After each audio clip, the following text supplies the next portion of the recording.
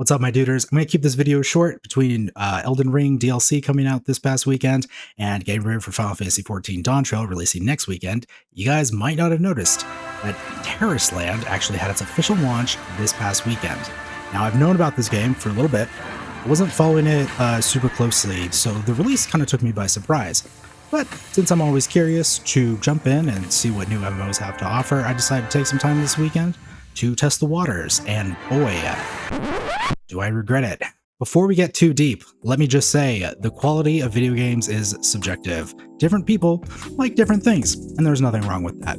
YouTube videos are the same way. You might like this video or you might hate it. Depending on how you feel, give me a like or a dislike and subscribe to see videos that I make about better games. Alright, video games are subjectives. Some people like first-person shooters and they might have a hard time appreciating slower turn-based RPGs. Some people like building stuff in Minecraft. Some people like doing obbies in Roblox. Some people are big fans of WoW and they will be until they die. I'm not here to cast judgment, I'm just here to see what's on offer. I myself am a big fan of MMORPGs, and while I have my own preferences, I can still acknowledge and be at peace with the fact that different players have different tastes. So, when I say that Tarisland represents the worst of this genre in this industry, remember that I'm coming to this with an open mind, and I'm trying my best to see the positives and not just the negatives. That said, MMOs are huge, complex games meant to be played for a really long time, so all I can really speak for is my experience. So let's talk about my experience. I played 3 characters, 2 of them on my Twitch channel over at twitch.tv/GrimwoodTV. The first character I played through, I gave it the blind playthrough treatment, reading all the story text, letting all the cutscenes play out. The second one, I rushed through like I was leveling an alt in World of Warcraft. And the third, I mainly did to get footage for this video. So the first thing that you're going to notice when you launch the game is the opening screen where you select your server, the background of which is a looped cinematic. The cinematic itself is not awful, but it's also not very informative, and it doesn't serve as a great vessel to introduce us to the world that we're going to submerge ourselves in. You have to remember when you're comparing this game to other games that this is not a World of Warcraft. We did not have Warcraft 1, 2, and 3 as like immensely popular, successful hits for this game. There is no like Terracraft 1, 2, and 3. So this world to most people is going to be brand new. And the fact that this opening cinematic is so little to introduce us to the world of this game, it's a problem. It is, I want to sugarcoat it, but it's a big problem. And also, the fact that it's this loop cinematic over the starting screen is it's such a questionable choice. Once you figure out that it's just a loop cinematic that plays in the background, it actually becomes really annoying every time you open the game. I kind of hate it. Jumping forward then, you always have to create your character in MMORPGs. This is a part that people usually love. I love it.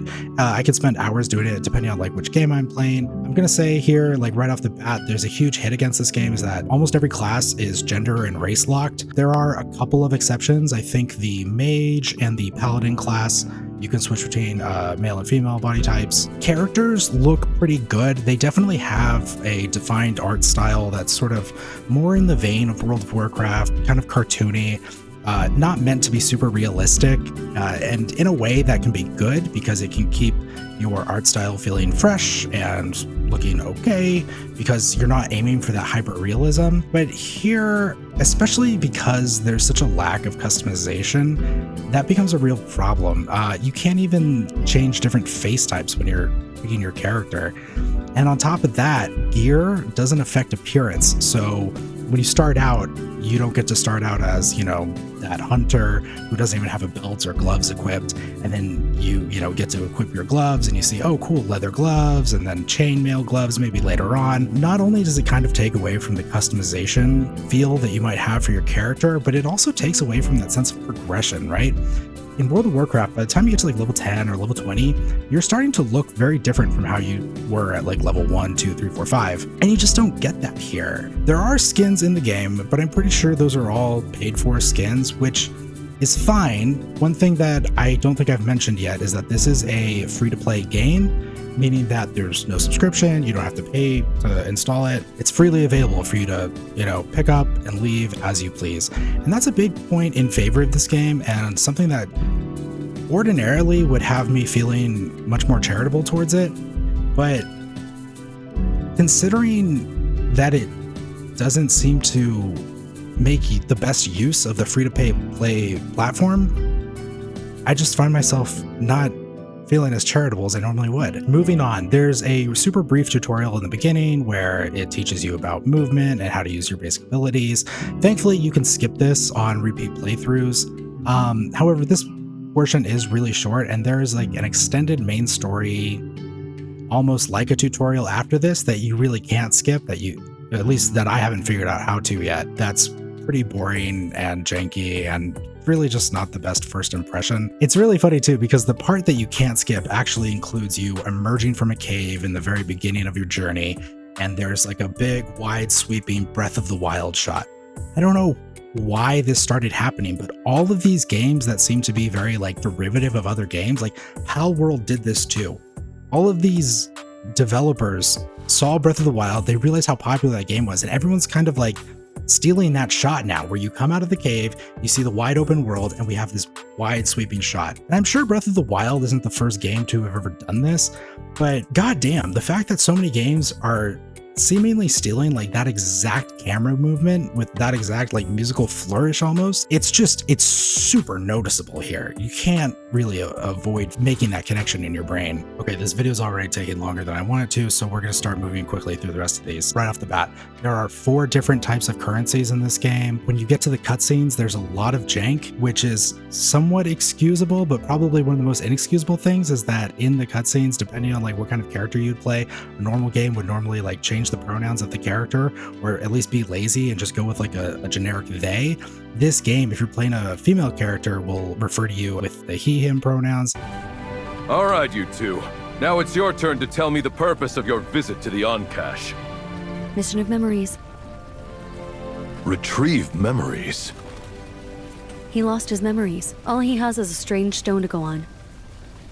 An experienced guide is needed on every adventure. That's our connection.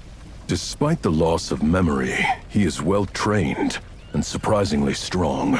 Such individuals often carry great secrets and have a tendency to drag others into their problems. It's not like the worst, most terrible thing, at least for me it's not, but it's very indicative to me of the care that was put into this game, which seems to be not that much. Sometimes when you're running around the map, you'll find these little codex, these little journal entry things. Some of them don't appear on the minimap as icons. The minimap itself, you cannot zoom in and out, and it seems to refresh at about 1 frame per second. It's really slow, it's really bad, and sometimes when you get out into the open world, it has this weird text that says like exploration hindered across it, making it like even less helpful, and it already wasn't helpful to begin with. Dragging the camera around with your mouse is really stupid. A lot of MMOs have figured this out. WoW figured this out 20 years ago. Using the left click, you should be able to drag the camera. Using right click should change your character's direction. It's not how this MMO does it. The camera seemingly fights you when you're trying to scroll, at least in the vertical axis, going up and down. You get like these weird blocks where you can only scroll so far up or down before the camera just stops moving.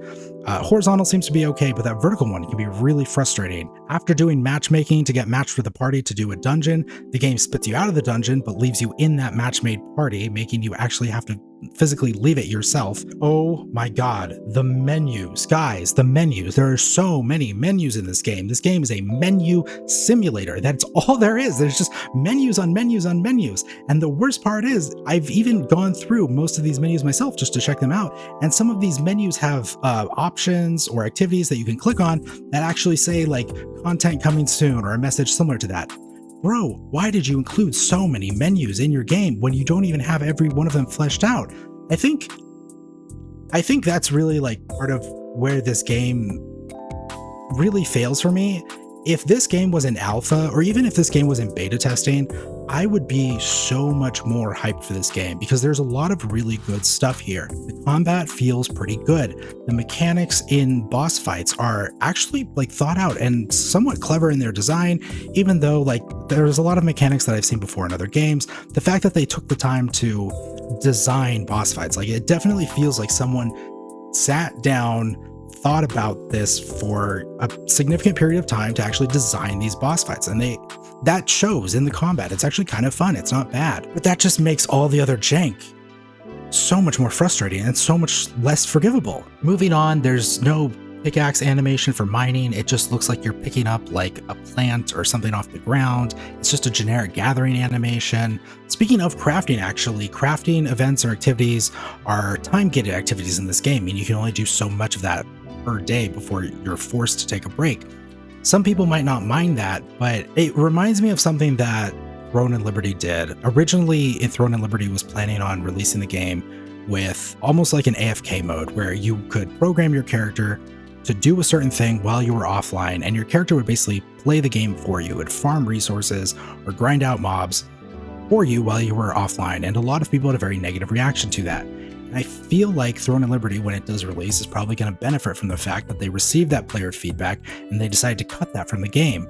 A lot of Tarisland feels like if they had gotten more feedback from a wider audience, they could have cut some of this bullshit from the game and cleaned up a lot of other stuff that needs to be cleaned up and refined. I don't understand how a game launches in this state. I'm familiar with games having rough launches, but this is just something else. When it comes down to it, this game really feels like it lacks its own identity.